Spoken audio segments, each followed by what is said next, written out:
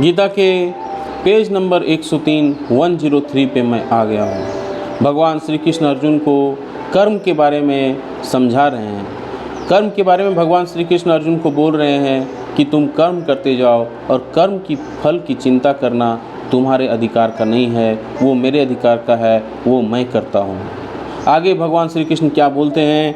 योगस्थ कुरु कर्माणि संग त्यागत्वा धनंजय सिद्धयो समो भूत्वा समतेव योग उच्यते। हे अर्जुन, जय अथवा पराजय की समस्त आसक्ति त्याग कर समभाव से अपना कर्म करो, ऐसी समता योग कहलाती है। तो भगवान श्री कृष्ण बोल रहे हैं कि जय और पराजय, हार जीत का टेंशन मत लो, इसे भूल जाओ और इसे छोड़कर समभाव यानी तुम इक्वल भाव से तुम अपना कर्म करो, अपना काम करो। और ऐसा तुम जो करोगे इसे समता योग बोलते हैं, यानी इक्वलिटी इसी को बोलते हैं।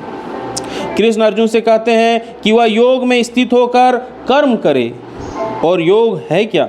योग का अर्थ है सदैव चंचल रहने वाली इंद्रियों को वश में रखते हुए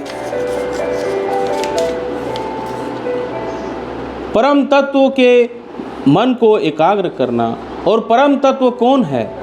भगवान ही परम तत्व है। और चूंकि वे स्वयं अर्जुन को युद्ध करने के लिए कह रहे हैं, अतः अर्जुन को युद्ध के फल से कोई सरोकार नहीं है। जय या पराजय कृष्ण के लिए विचारणीय है। अर्जुन को तो बस श्री कृष्ण के निर्देशानुसार कर्म करना है। हार जीत वो भगवान का है, आपको सिर्फ कर्म करना है। ये भगवान श्री कृष्ण बार बार बोल रहे हैं। कृष्ण के निर्देशों का पालन ही वास्तविक योग है और इसका अभ्यास कृष्णा भावनामृत नामक विधि द्वारा किया जाता है। एकमात्र कृष्णा भावनामृत के माध्यम से ही स्वामित्व भाव का परित्याग किया जा सकता है। इसके लिए उसे कृष्ण का दास या उनके दासों का दास बनना होता है। कृष्णा भावनामृत में कर्म करने का यही विधि है जिसे योग में स्थित होकर कर्म किया जाता है। तो भगवान में समर्पित होकर काम करना ही योग है, वही कृष्ण भावना अमृत है। अर्जुन क्षत्रिय है और वर्णाश्रम धर्म का अनुयायी है। विष्णु पुराण में कहा गया है, वर्णाश्रम धर्म का एकमात्र उद्देश्य विष्णु को प्रसन्न करना है। सांसारिक नियम है कि लोग अपनी तुष्टि करते हैं, किंतु यहाँ तो अपने को तुष्ट ना करके कृष्ण को तुष्ट करना है। अतः कृष्ण को तुष्ट किए बिना कोई वर्णाश्रम धर्म का पालन कभी नहीं कर सकता। यहाँ पर परोक्ष रूप से अर्जुन को कृष्ण द्वारा बताई गई विधि के अनुसार कर्म करने का आदेश दिया गया है। तो भगवान श्री कृष्ण अर्जुन को आदेश दे रहे हैं कि तुम कर्म करो और कर्मफल की चिंता मत करो। जय पराजय, हार जीत, डिफीट विनिंग का चिंता तुम्हें नहीं करना है, वो मेरा काम है। दुरेन वामरा कर्म बुद्धि योगा धनंजय बुद्धो शरण मन वीक्षा कृपना फल हेतवा। हे धनंजय, भक्ति के द्वारा समस्त गर्हित कर्मों से दूर रहो और उसी भाव से भगवान की शरण ग्रहण करो। जो व्यक्ति अपने सकाम कर्म फलों को भोगना चाहते हैं वे कृपण हैं। तो भक्ति के द्वारा भक्ति में डूबकर कर्म करो, मेरे पे समर्पित होकर कर्म करो। और यही भगवान श्री कृष्ण बोल रहे हैं अर्जुन को।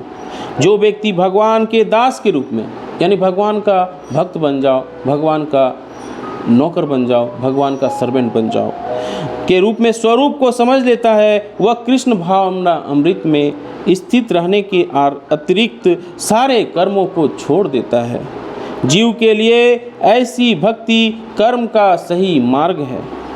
केवल कृपण ही अपने सकाम कर्म को भोगना चाहते हैं, किंतु इससे वे भाव बंधन में अधिक फंस जाते हैं।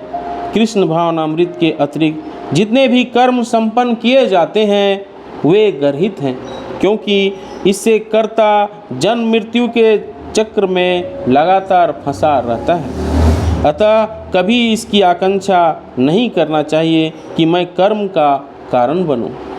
कृष्ण भावनामृत में हर कार्य कृष्ण की तुष्टि के लिए किया जाना चाहिए। कृपणों को यह ज्ञात नहीं है कि देव वश या कठोर श्रम से अर्जित संपत्ति का किस तरह सदुपयोग करें।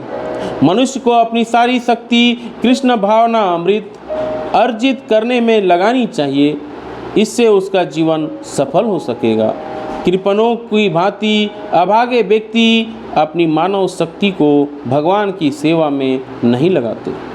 जो व्यक्ति भगवान की सेवा में अपने कर्मों को लगाते हैं वो जन्म मरण के बंधन से मुक्त हो जाते हैं, और जो नहीं लगाते, जो इस बंधन में फंस जाते हैं माया के जाल में, वो फिर जन्म मरण के चक्र में इस तरह सालों साल जन्मों जन्म तक चलते रहते हैं। यही भगवान श्री कृष्ण अर्जुन को समझाना चाह रहे हैं। अगले श्लोक में क्या बोलेंगे भगवान श्री कृष्ण, ये कल समझेंगे।